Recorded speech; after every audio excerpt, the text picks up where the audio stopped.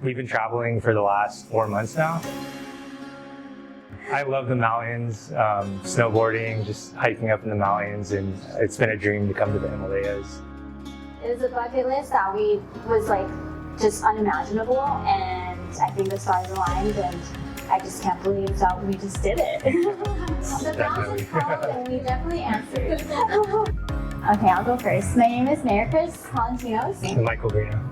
We're from California, and we are actually from San Francisco. We're from the Bay Area, but we lived in San Diego for 6 years, where we really grew our love for the outdoors and the nature, and I think that has sprouted our natural fond of just being out and doing adventurous things. And so what inspired me is actually, I'll go to my husband, because it was mainly his idea. It was our first trek in Nepal, first trek ever. First trek ever. We've done day hikes before, but we've never done a multi-day hike or trek ever. So yes. Definitely quite an experience, but yeah. it actually worked out really well. And highest we've been is just over 3,000 meters. So yeah, ever. Yeah. So this is just a lot of things. We don't have many high peaks in the US. Longest trek, first trek, most elevation gain, most spontaneous adventure. Yeah. We literally just a lot of firsts. did a lot in this time. So we're very grateful, high off adrenaline, and really happy that we survived.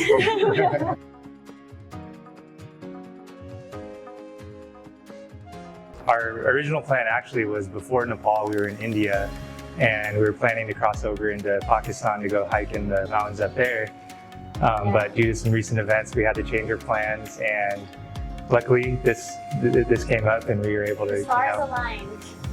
do the Everest Base Camp trek. It was always a bucket list, but we didn't think we were even doing it now. So. Yeah.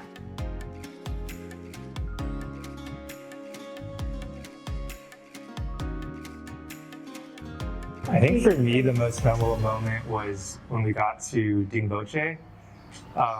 The weather before Dingboche was pretty cloudy. We didn't really get to see the views of all the big mountains. We got little peaks here and there. But once we got to Dingboche, the morning, the weather just cleared out. We saw Amandablam. Mm-hmm. On the way up there, we saw a little peak of Everest. We saw, let's say, Tamserku. Yeah. So all the mountains all around is just incredible. And it's this is why we're doing this, and seeing the mountains just make it all worth it. Because there are times I'm oh my gosh, I'm so tired, or wow, we have a long way to go. But it's just being around the tallest mountains in the world was indescribable. I will never ever forget it. And that's a highlight for me too. And another time was also going to Kalpatar for sunrise. It was just so peaceful, and the mountains were so close to me, and I literally cried.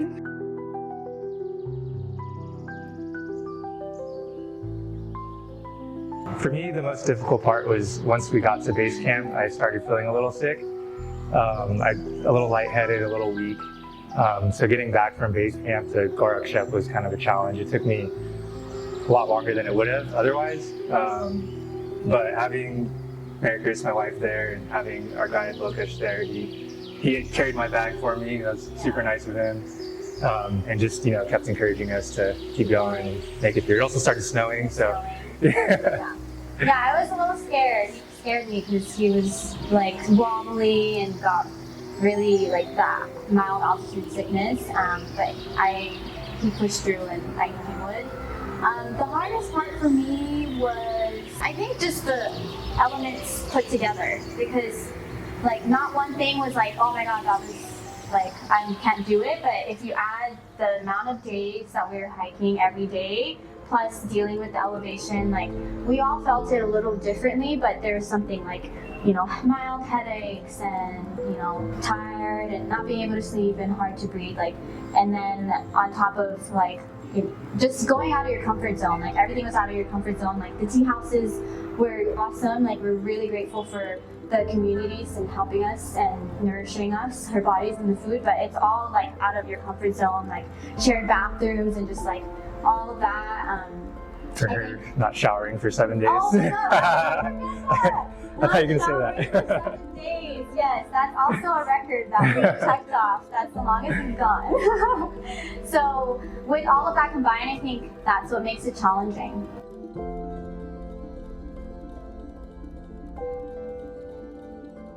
It was seeing how amazing the porters were. Like, I was just in awe of what they're capable of. And I'm like, I said to myself, I'm never gonna complain that my backpack is heavy, ever.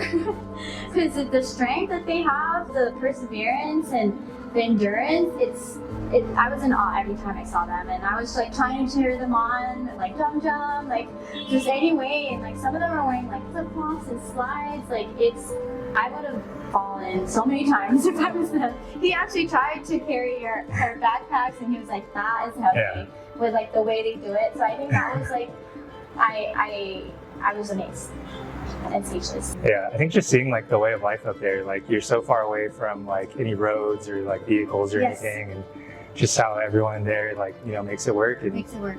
It's, you know, life is normal for them. Yeah.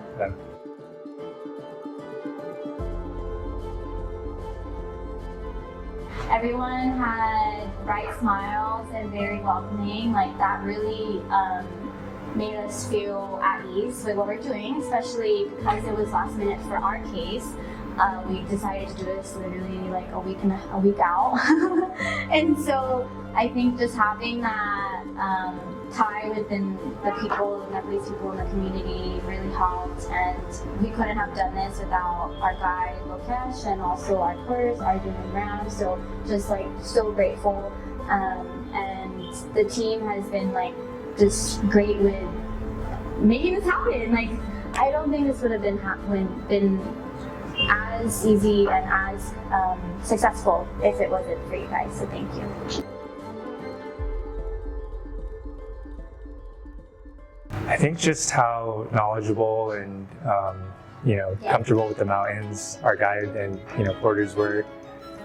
Meeting other guys like Shanti, and it was really great to meet her and talk about different perspectives, like with the multiple guides too. Mm-hmm. Yeah, our first, you know, it being our first time doing a trek like this, being in mountains this high before, you know, we had no real knowledge, and you know, the guides helping us through it and, you know, keeping us safe the whole time was really assuring. And answering our millions of questions. Oh yeah, tons of questions, cultural questions, trekking questions, like literally asking every day, like, hey, what's that mountain over there?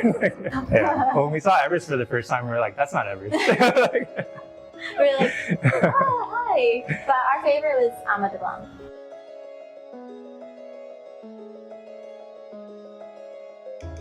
So I love that Footprint gave us trash bags to bring our trash back down from the mountain.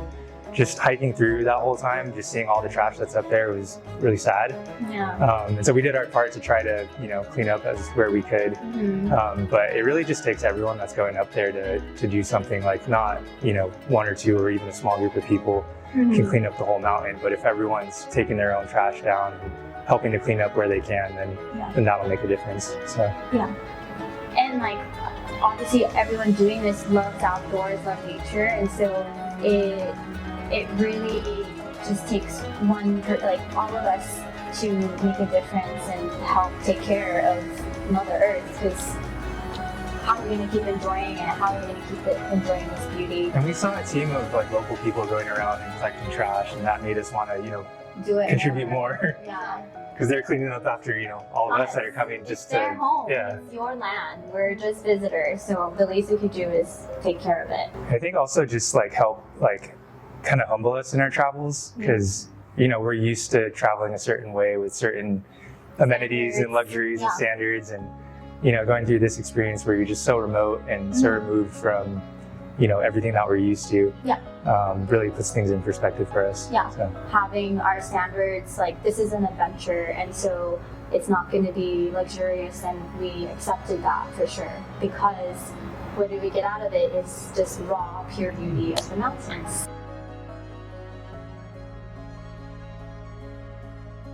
One thing we probably didn't need is we packed a lot of snacks and like food.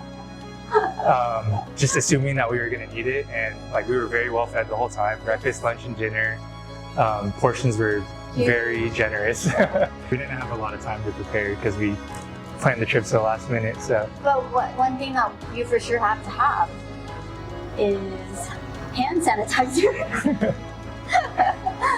Hand sanitizer and toilet paper. That's what I needed. And baby wipes. Yes. Honestly, I felt like we were well prepared because when we got here to Kathmandu, we went with Ganesh and Lok to the shops, and they told us everything that we needed to get. And yeah. So we were like more than prepared enough. Like we had everything that we needed. My number one advice would be to be comfortable with being uncomfortable. Go out of your comfort zone, and because this is going to push your limits like that. And I would say if you're apprehensive about doing it because you're not sure if you can make it or whatnot. If you can't do it physically. Yeah, you'd be surprised at what you're able to do. And definitely train a little bit prepared, but don't feel like you can't physically do it. Your guide's there to help you get you through it, and it's an amazing experience and one that everyone should have. Once in a lifetime opportunity and bucket list for sure. I mean, if we're just doing threes, I would say breathtaking, humbling, and just memorable, super memorable. I'm going to always remember this for the rest of my life. This was so good. Epic.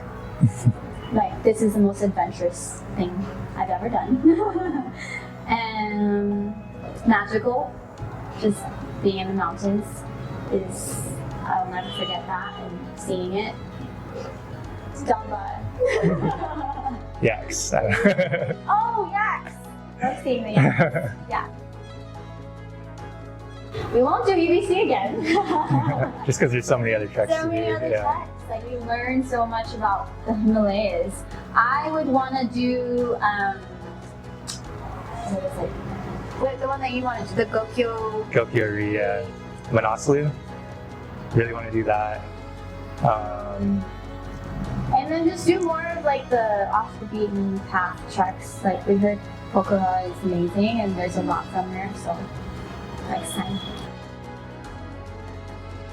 Thank you so much for this once in a lifetime opportunity. We wouldn't have been able to do this without you all, and this will live up to be one of the most adventurous things we've ever done, and it was possible because of you guys, so thank you. Yeah, I just want to say thank you to the guides for all the hard work that they do. They're literally serving us every meal, and checking up on our health every night, and cutting our fruits for us for dessert.